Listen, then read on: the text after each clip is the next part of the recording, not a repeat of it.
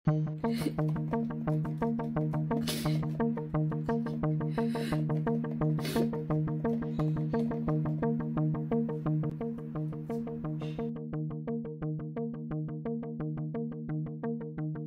na nakapagtimpi ang kapamilya actress na si Mariz Racal. Idadaan ni Mariz sa legal process sa pagpapakalat ng private conversation nila ni Anthony Jennings na kanyang leading partner. Sa scandal conversation nilang dalawa ay agad na sinagot ni Mariz ang balitang ito. Ayon sa abogado ni Mariz, walang basehan ang ikinalat ng ex-girlfriend ni Anthony na si Jamila Villanueva.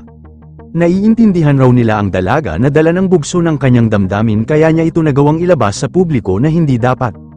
Kinasuhan na si Jam Villanueva ng 2 counts of crime. 1 count of cyber libel at 1 count of violation data privacy ang ikinaso kay Jam. Dahil hindi pa raw sila kasal ng ex-boyfriend na si Anthony ay walang karapatan nito at hindi pa niya totoong pagmamaya-ari sa batas ang boyfriend na aktor. Pormal nang kinasuhan ni Mariz Racal si Jamila Villanueva sa pagpapakalat ng private conversation na ito.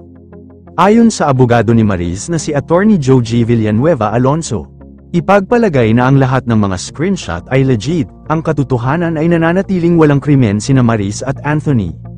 Ang kanilang mga aksyon ay maaaring ituring na mali sa moral, ngunit hindi sila kailanman ikinasal sa kani-kanilang mga kapareha. Si Jamila, sa kabilang banda, ay maaaring nakagawa ng hindi bababa sa 2 krimen sa kanyang mga aksyon cyber libel at paglabag sa privacy ng data. Hindi niya maaaring itago ang kanyang mga aksyon sa ilalim ng pagkukunwari ng moving on.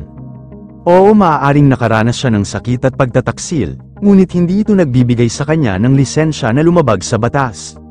So okay lang mag-cheat as long as hindi sila married? Hayes, kung sino pa nasaktan siya pa yung naging mali. Malaking pinsala raw ang nadulot nito kay Mariz, dahil punong-puno ng pangbabatikos ang natatanggap ng dalaga.